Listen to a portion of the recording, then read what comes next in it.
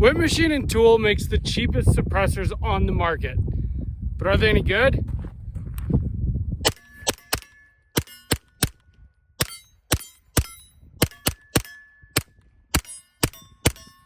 Whip Machine and Tool makes very affordable suppressors. I've got a couple of them. In fact, this was my very first suppressor. And they're very attractive due to their price point and the fact that they're very compact. But are they effective? Are they any good? We're going to answer that in this video. Now, suppressors do more than just suppress sound.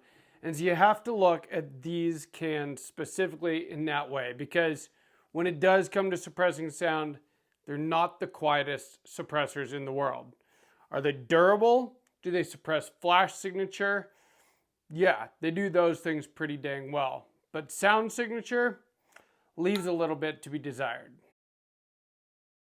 Shooting 147 grain subsonic AAC 9mm today, 9mm AR. Let me know how you guys think it sounds.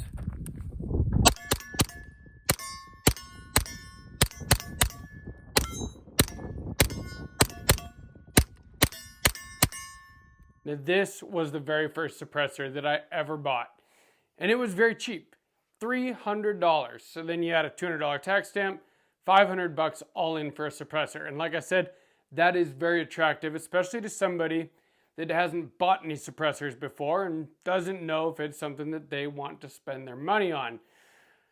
But I want to make this video to at least give you an idea of what you're getting into if you do go with a very affordable suppressor. Because there are other options on the market. None of them as cheap as this, at least that I know of. But for a little more, you can have a lot more performance. But I don't want to talk too much shit about Whip Machine and Tool. They actually sent me this 9mm can, and I still use it to this day. In fact, I used it today filming this video, and I even shot without Ear Pro with it on. They do work. It's just a matter of how much they work. And I just want to warn you guys, because I do get a lot of comments on different videos. Especially, I had a lot of videos about this suppressor when I first got it. I built my 300 Blackout, and I got this suppressor specifically, as you can see, the 300 Blackout, all FDE suppressor. And what I was specifically going for with that build was something very compact, something short for home defense. And at the time, not owning any other suppressors yet, well, I thought 300 Blackout subs, from the research that I did, were going to be quiet no matter which suppressor I put on it, and I was wrong. And so that's why I want to make this video, so that other people just understand what they're getting into. Now, I do run 147 grain 9mm subs through their 9mm can. This is the Mod 1. This is the Dirty 30. Mod 1 being the suppressor with a QD mount. In fact, this one has the Reardon system, which is my favorite QD system. And this suppressor is pretty good. I still use it to this day. Like I said, I used it today. Even without Ear Pro, it is totally usable, and I believe it is close to hearing safe. Now, when I say close to hearing safe, when I was shooting, I shot a whole, Magpul, actually Glock, stick mag through this today. 147 grain subs. I did have some ringing in my ears. So how hearing safe is it really? And this one, when I shoot this on the 300 Blackout with subsonic ammo, it is still a little bit painful. Is it better than without a suppressor? Absolutely. But the thing is physics come into play here, and these are very compact. If you look at this compared to the suppressor I've got on my 300 Blackout now, there is a big difference in size, and you just can't get around physics. More volume generally is going to mean more effectiveness. And of course, the design of the baffles, or whether it's a 3D printed, low back pressure can, all of these things make a difference. And these cans do have a lot of positives. I think one of the reasons that I think the 9mm can here is more effective than this Dirty 30 is because, again, more volume. Now, they are literally the same suppressor until you get right here. But by adding this QD system and this extra piece right here that it attaches to, makes for a bigger suppressor, and then you have a break in there that acts as a sacrificial blast baffle, and it does seem to be quieter than this one. This video is sponsored by Venice AI. Do you ever wonder what ChatGPT does with your conversations? We all know that our phones, Alexa, everything like that, listens to our conversations and then advertises to us based on what we say. Well, what else are these things doing with our personal information? They're selling it to third parties, including governments. In fact, the director of the NSA, the former director, is now sitting on the board of ChatGPT, which is why I'm using Venice AI. Venice AI is an AI software. It uses open source software that you don't have to download. It goes straight to your web browser, but the biggest thing is that it's private and permissionless. And so you don't have to worry about them selling your information to anybody else, which is kind of why it's a big deal to me. I like privacy, even though I show everything that I do on a YouTube channel. My daughter, she's 13. She uses AI for all kinds of things these days. She's been writing stories with it. She's been making music with it. It is incredible what you can do with AI. It's a very powerful tool, but keep your privacy while you use it with Venice AI.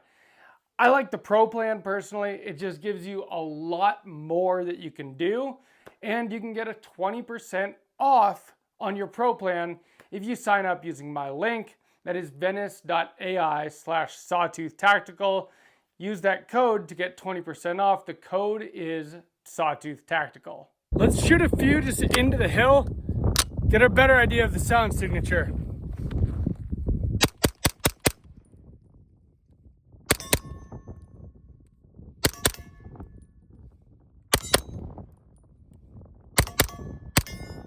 Before the little ad break there, I had talked about 3D printed low back pressure suppressors. Now that is not these. In fact, I believe these have like a monocore design to them. The thing is though, they are low back pressure. That is one of the big positives that you get out of a can that's not as big, and also a can with a very large bore, which is something we're going to talk about in just a minute too. But either of these suppressors, both the Dirty 30 and the 9mm Mod 1 there, neither of them gas me out when I'm shooting, quite like, a Polonium K. Polonium 30 is not bad. But these are maybe not on purpose, but they are low back pressure. I didn't have to do anything buffer tuning with either one of them, and I don't get gassed out even in rapid fire with either one of them. And in fact, today, in order for me to fit this 9mm AR in the case that I bring it to the range in with the suppressor on it, it's a little too long for that little case, so I have to collapse my stock. I forgot to pull it back out when I was out shooting, and so I was literally shooting with my nose to the charging handle, and I didn't even smell any gas. I mean, a little bit, the standard amount you would when shooting. It's not like you get gassed like you do with most traditional baffle stack suppressors. And so that is one positive, is that you're probably not going to have to retune your system if you use one of these cans, and you're just not really going to get gassed out. The other thing is they are tough as nails. I do not worry about these suppressors. You could probably hammer nails with these and they would be just fine. I think all that you could possibly damage is the finish on them. They just seem to be super duper tough.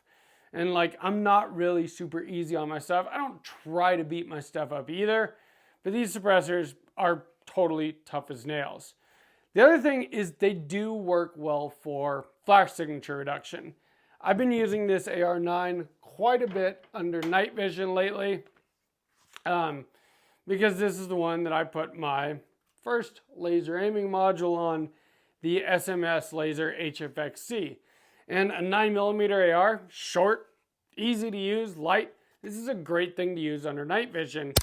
And I do not notice any flash signature shooting, again, 147 grain subs when running this suppressor. So it does do that very well. Also, if you are shooting with Ear Pro and the suppressor, it sounds very quiet. And that's another thing too. You do have to limit your expectations with suppressors, and that was one of the things I found when I bought my first one. I expected 300 blackout subs to be movie quality quiet. And with this suppressor, it was not. I had to still use Ear Pro pretty much no matter what, even with subsonic ammo. And for a minute, I thought that's just kind of the way it was, but it's not, because I can shoot this Polonium 30, again, much bigger suppressor, without Ear Pro, with subsonic ammo, and it's just fine.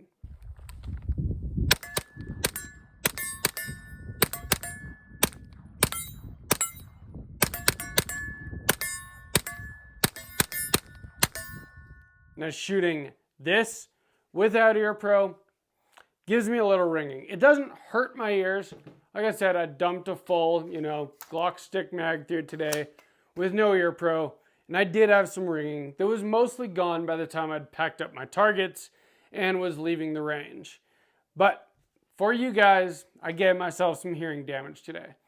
And I feel like with subsonic ammo, it shouldn't be giving me hearing damage. Subsonic ammo, suppressed, should be hearing safe, and it can be hearing safe. Now, part of that could be due to this gun, though. I want to be totally fair to this suppressor. The ear that was ringing the most, my right ear, the one near the ejection port. This is a direct blowback gun, and just the sound of the action is actually pretty loud with this gun. Not giving me ringing in the ear, though. So, but you do get, direct blowback. You kind of get some port pop, all of that. I mean, obviously there was port pop going on because this ear was the one ringing the most, much more so than this ear, which was facing away from the ejection port. Now, if there was some kind of delayed blowback action going on with this gun, maybe it wouldn't have been as harsh on my ears. These suppressors, like I said, they do a pretty good job for what they cost. And that's the big thing about them, is that they are cheap. They're affordable. I don't know if you want to call them cheap or affordable, it depends. But I see a lot of people that want to buy for their first suppressor one of these because they are cheap. And suppressors are generally not cheap. I've got a new one coming from Resilient. I can't wait to show you guys once it gets approved. But it's a $1,000 suppressor. A lot of them are $1,000 these days. These are $300. That is really affordable for a suppressor, especially because you got to add a tax stamp cost to any of these. And that just is a $200 tax on top of it, no matter what you get. And so I understand why people want to get a suppressor that costs less to dip their toes into the suppressor game. But the thing is that this thing just sits in my safe now. So when I look at it that way, it was kind of a waste of $500 because I don't use it anymore. And I had to get a different suppressor for the gun that I designed for this suppressor. I wanted 300 blackout subs to be 300 blackout quiet. And in order to do that, I had to get a more expensive suppressor. Not much more expensive. These Otter Creek Labs Polonium suppressors are about $600. So $800 with the tax stamp. $300 more than this, double the price. So, but you get a lot more than double the performance. Now, again, I do think that this Mod 1 9mm is actually quite a bit better than this. And again, I just think that that's because they added the Reardon QD system to it. Because in order to do that, you see how this one's designed and it just has this end that direct threads on. Well, this one, they had to build this whole other part in order to thread the Reardon device into there. And so you just get more volume before your first baffle because of that. And you have a muzzle device in there. I have a brake on this one, and it comes with it. So I mean, it's a really good value. So you see this brake inside that extra chamber there just leads to more suppression, and it works better. So if you are going to get a whip machine and tool can, get the Mod 1. For one, you'll have a QD system, which is a really nice thing to have. Even if you're only going to run it on one gun, this one stays on this gun, but for like cleaning the gun, it's really nice just to be able to pull it right off. I did that with this one too, but barrel threads are much finer, and you don't want to ruin your barrel threads by threading stuff on and off them all the damn time. All right, we're going no Ear Pro, so I can tell what it really sounds like. Suppressed, No ear pro. Let's go into the hill first. Little ringing.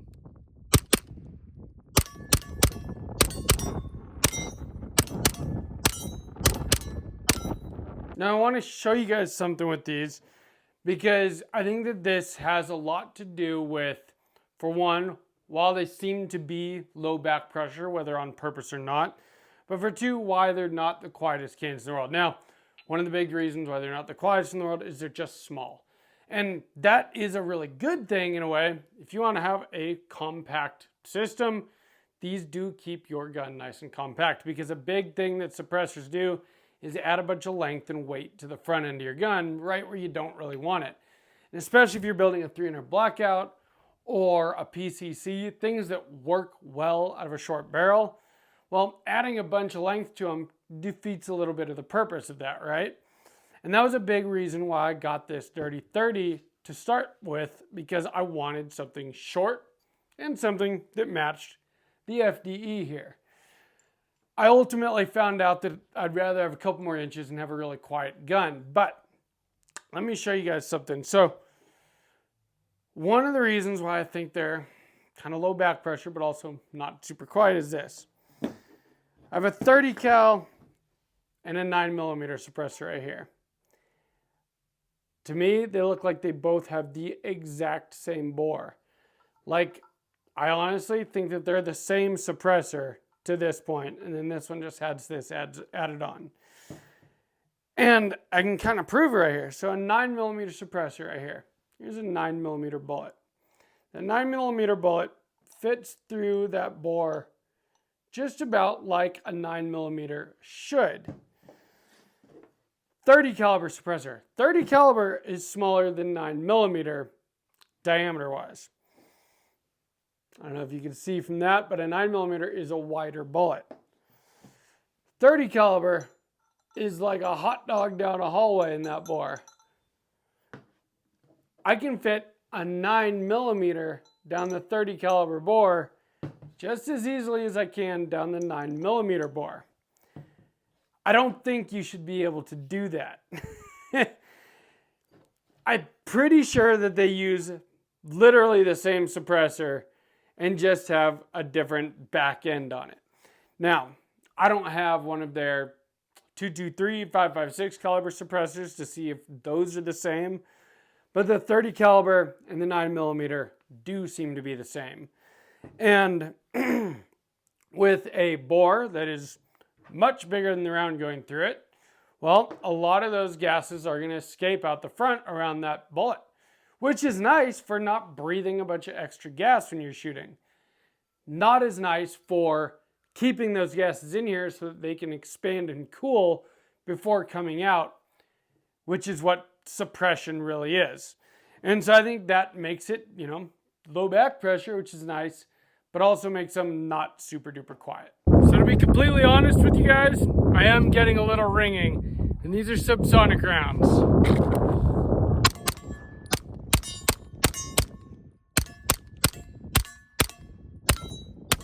Now, except for shooting subsonic 300 blackout, I generally wear ear pro even when shooting suppressed.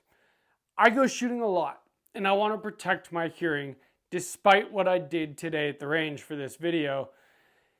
It's just smart, especially when suppressing 5.56. It's a supersonic round. I always wear ear pro with it.